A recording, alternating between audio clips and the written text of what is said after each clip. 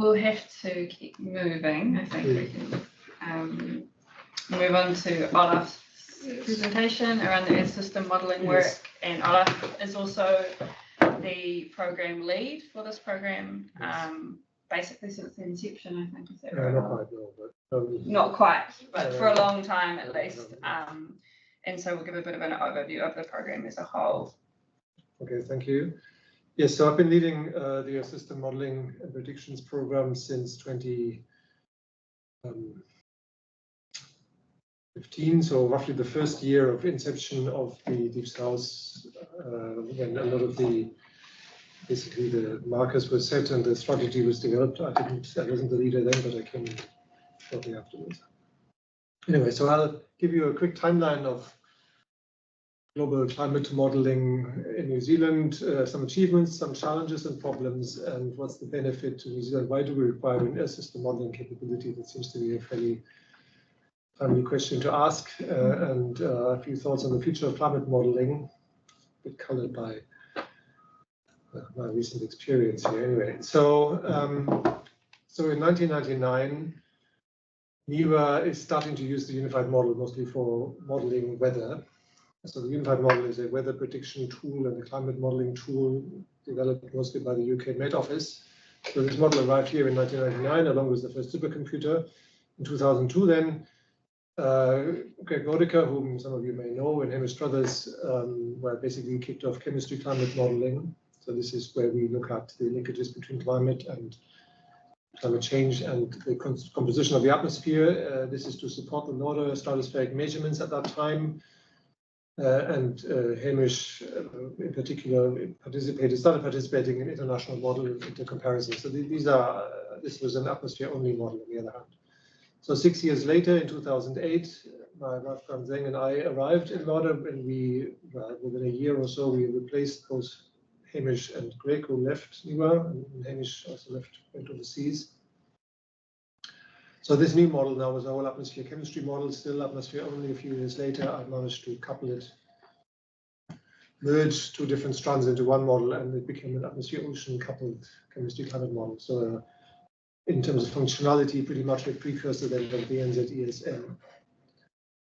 And then 3 years later, in 2014, the Deep South started, and so now we have a new remit rather than focusing solely on those composition measurements and how to explain them and explain features and talk about ozone recovery and so on. Rather than that, we now were tasked with using global modeling to help inform climate adaptation in New Zealand. So the model became a central pillar, I'd argue, of the Deep South, together with a few other lines of modeling. Regional modeling was part of it, partly at least. Also large ensemble modeling where we look at extreme events. These are different strands of activity. So about a year later, in 2015, several academic user teams, including the one in Otago, got started using that New Zealand Earth system model, and the model itself was being established. Johnny Williams, who recently left us, was very instrumental in that.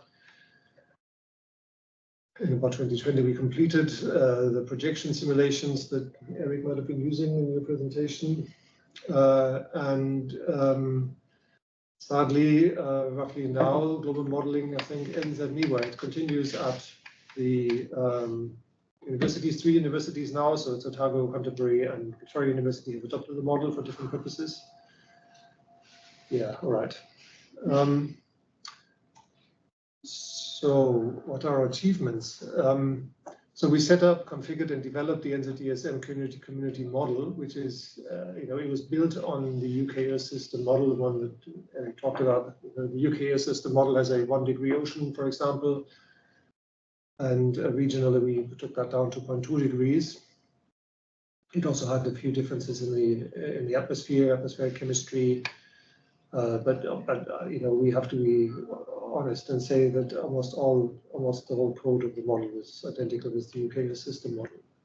I mean, that is to be expected because we're way too small to. I mean, this model is very complicated, and we couldn't possibly develop this by ourselves. However, we see ourselves as a part of the UKSM development team, and we have, several times fed back model advances into the UKSM development. So in other words, the advances that we've made are not lost even if the NZDSM is now in some trouble perhaps. We, importantly, we branched out. So while NIWA was the original home of that global climate modeling, meanwhile, we have recruited users at these 2 universities, and these teams exist and are still going. Okay, and so now then we have contributed to a few international modeling projects. So the SOFIA is one of those. Chemistry Climate Model Initiative is another one where of the order of 10 or so models come together and try to find consensus. And if you find consensus, you can begin to claim that you understand the system. We have contributed to the aerosols and chemistry model intercomparison project, which is part of CMIP6, and so have then in a small way helped to inform the 6th assessment report of IPCC that relied heavily on CMIP6. And also we've, as I noted, contributed in various ways to the Unified Model Partnership, which is like 6 or so, usually weather centers from different countries coming together, sharing this model. And so based on feeding off that, we have contributed to the national report, like the IPCC 6th assessment report. At least 2 ozone assessments have occurred in this period, and a few WCRP reports that tackle particular problems in climate science. And I think we have a pretty good publication record, so we mentioned it already. Quite a lot of papers came out in this time. And also the NZDSM simulations were downscaled using the New Zealand Regional Climate Model to a 12-kilometer and some to a 2.2-kilometer resolution. And I'll talk about that separately in a moment. Right, and so now is about the time that we are handing over some of this 12-kilometer data in the form of various indices to the Ministry for the Environment. It'll be bundled together with the CMIP6 downscaling data and made available to interested users. So, and here are some illustrations of these international involvements. So SOFIA is the symbol, the logo that Andrew talked about. Yeah, so more domestically focused, the front page on the left side there, that's the Aotearoa New Zealand Climate Change Projections Guidance Report. So this was a document written by a group of us from various institutions where we asked the question, does the CMIP6 exercise and the interpretation of the CMIP6 results provided by the 6th assessment report of IPCC, do those 2 lines of evidence imply differences, important differences to the climate projections available to this country? The answer is not directly, but anyway, so this is laid out in a bit more detail in this report. For NFE, that's a few years ago that we wrote this. No, it doesn't move on here. It does, okay. So we encountered a few challenges along the way. So none of this, yeah. So first of all, you know, by New Zealand standards, the Deep South was not a small undertaking, but by international standards, it is, you know, not very large. Every one of the teams involved here is small, and we didn't have that many different teams. And so therefore, we always had to carefully consider which problems to tackle and which ones to leave to overseas partners. So we invested quite heavily in aerosols and clouds over the Southern Ocean. Sea ice was one of our foci, which has now morphed into the SOFIA activity, where it's about freshwater input. Ocean modeling was one of the next we're standing on, one that Eric talked about. The large ensemble modeling and downscaling. Yes. When the Deep South got started, some of these expectations were set by some quite lofty language that made it into various documents where we talked about transforming our understanding of Southern Hemisphere climate science, and that our overseas partners who are generally Northern Hemisphere, when focusing on our part of the world, and we did, and so on. And I never quite liked that because A, it's not true. They do focus on the Southern Hemisphere, they're just a bit further away.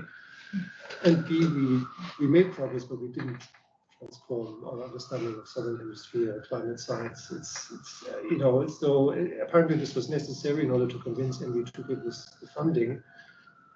But then later on, of course, you have set those wrong expectations, and it comes back to bite. So we shouldn't have to do this. We should be more straightforward, and not exaggerate, use this exaggerated language. It's not the right way of doing business.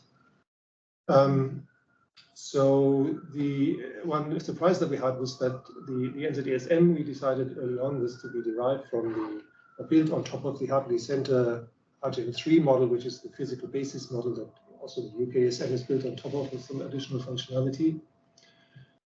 And so at a climate sensitivity, this is the temperature increase for a doubling of CO2. So you double CO2 instantaneously in the model, you run it to equilibrium for a few centuries, and then you look at how much has it warmed. It warms by about 5.6 Kelvin, and that makes it one of the hottest models, essentially, the most sensitive models in that CMIP6 ensemble. And so, and that is reflected everywhere on the planet, essentially, and in the climate trend that the model simulates. And so we decided, therefore, that's one of the reasons that we didn't make the downscaling results immediately available. I mean, they were pretty much done, those simulations, several years ago. But if you just put this one model out there, it's not scientifically sound because there is a model dependency there that you can't appreciate if you have only one model to build on. And secondly, if that one model is so hot and on the edge of the distribution of the CMIP6 models, you can't give a balanced assessment of what the future holds. And therefore, we held back on the downscaling results, and that took a lot of communicating with NIWA before they accepted that was the right course to take. And as noted, so that downscaling always required a set of base models. So we've chosen in the previous round for CMIP5, we had 6, and we have again 6 this time round. They're chosen because they are more representative. They cover a range of climate sensitivities and come from different centers and so on. That we managed to pull off, but only quite late in the game. So this project of downscaling started 2 years ago in 2022. And so hence it took us quite some time before this downscaling of deep south results is now being made available together with the downscaling of these other CMIP6 models. And of course, that then meant that we have this whole construct, which I'll show in a minute, of that sort of flow diagram whereby different things happen at different times and inform downstream activities. And because the downscaling results weren't being taken up, and so that sort of broke that flow to some extent. And then also at the very start, the name Deep South derives from the idea that this basically started as an Antarctic and Southern Ocean research challenge, and then morphed into a climate adaptation challenge. And we had a legacy then of very worthy scientific endeavors that were all focused on the region to the south of here. But of course, it so happens that a lot of climate events, tropical cyclones such as Gabrielle, for example, come from the north. But we were oblivious to those. We didn't have any project that specifically focused, for example, on these things. So these are all, more or less artificial problems that we encountered along the way that were historically or problematically caused by, mistakes or situations that we set up ourselves or encountered, or for whatever reason, difficulties that we encountered along the way. We're just almost 13 minutes. Yes, okay. So here's this flow diagram, and just a comment, I mean, every one of these arrows means that one of the preceding activities informs the next activity, and so the regional climate modeling, because it was so slow in coming, therefore the impacts and applications projects, for example, didn't use the downscaling until pretty much now. Also the processes and observations, it's actually quite difficult, and using data from a single observational campaign to inform model development is often not straightforward. But anyway, so this quite problematic. So why do we still need more climate modeling? I should say that the climate modeling group at NIWA is presently in a state of free fall. So we are all being sucked essentially and go away. So why do we need this? So much of us, I mean, the past climate, of course, we know about, not purely because of models, but because we have a lot of other evidence, observations, direct observations, indirect proxy observations, paleoclimate, geological evidence, and so on. But if you want to look into the future, really all you can rely on is models. And so we have to rely on climate models.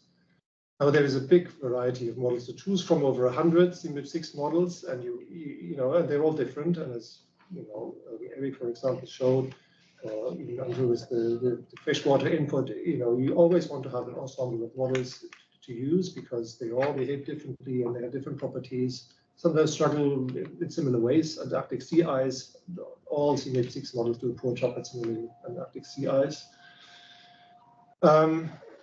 So anyway, so the downscaling requires you to choose from these 100 models, 6 for example, and now you need some in-depth understanding of which ones to choose, which ones, you know, that's an expression of trust in these models, perhaps, or some other understanding. And as I said, you know, also tropical cyclones, the ones that wreak havoc here on occasion. The strong cyclones, category 5 cyclones, for example, don't exist as a rule in those models at all.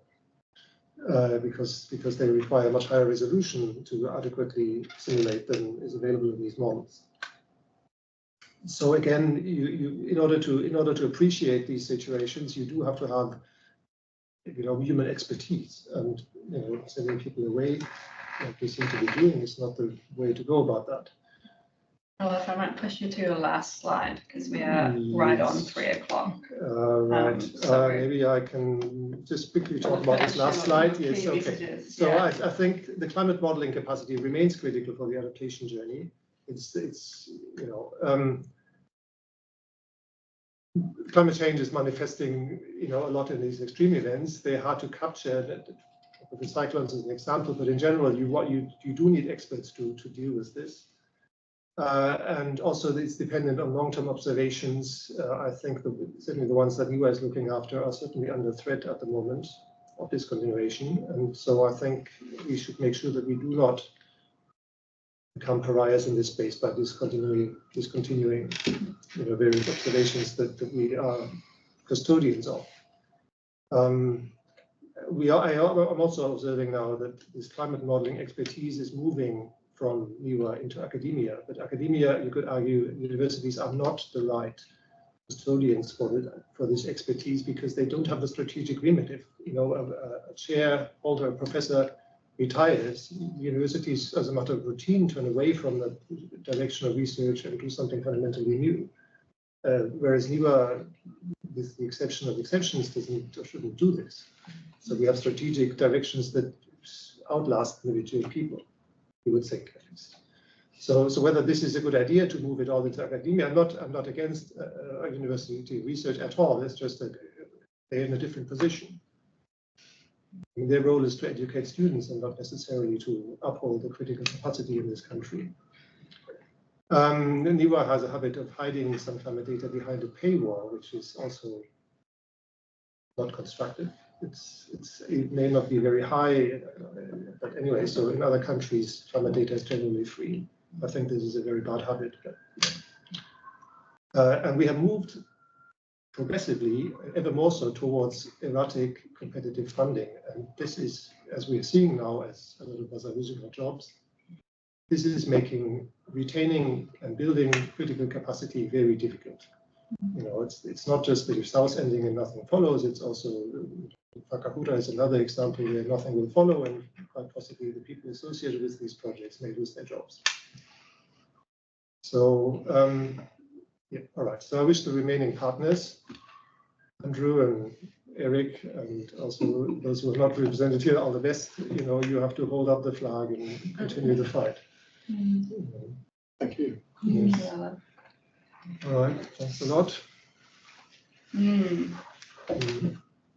I know we are a little bit over our time, but barring someone from the Commission telling me to stop talking, I just want to open the floor for any questions for Olaf.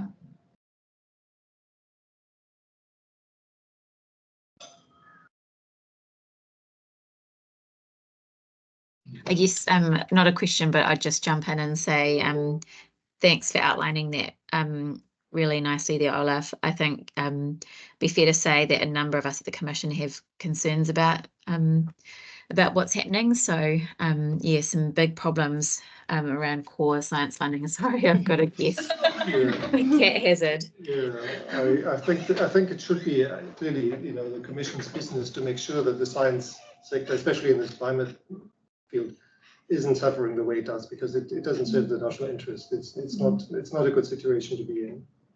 No.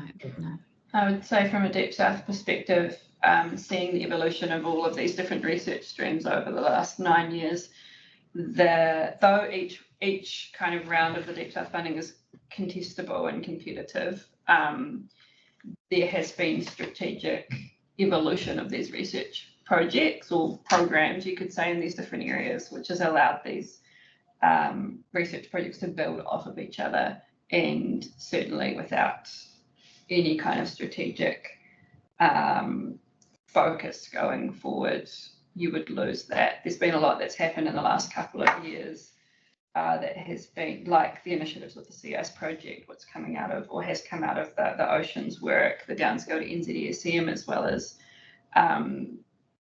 some of the ensemble modelling being also taken on board by Whakahura. These things take time to set up. I mean, I feel like we're probably preaching to the converted, but these things take a long time to set up. The expertise takes a long time to set up and is very easily lost, as we can see. So it feels like a really sad way to conclude some of the really fundamental Deep South research that has been happening over the last 9 or 10 years.